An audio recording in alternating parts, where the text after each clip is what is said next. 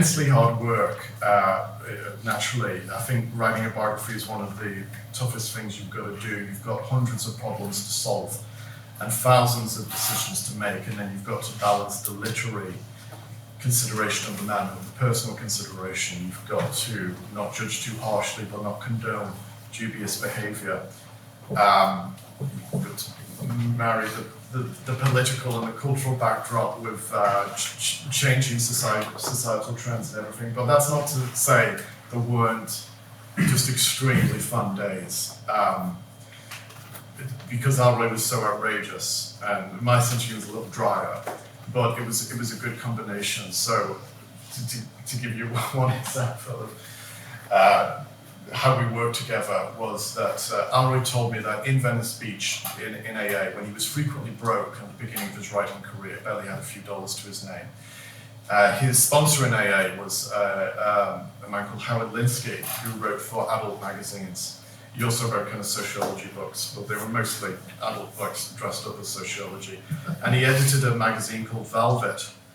And he said, well, come down to the studio, we'll record an audio track of a kind of a saucy encounter. It wasn't pornographic in content or anything. It was just, it said it was just a load of fun. They recorded it with several actresses, and they got through it. They could barely stop laughing. The dialogue was so cheesy.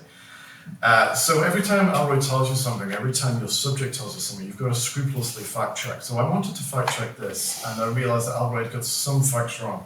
He's got a fantastic memory, but he had got some facts wrong. For instance, the magazine was actually Velvet Talks, which was a spin-off magazine from Velvet, where every issue they gave you a vinyl recording with the issues. So, look, I'm his biographer, I want to track down this recording. But then I realized it's not going to be easy, because they were cheap, they were tattered, they weren't made to last. Plus, the copyright is owned by the adult actor Ron Jeremy, who's currently in LA, awaiting charges for sexual assault and battery, so I figured, well, he's not going to help me.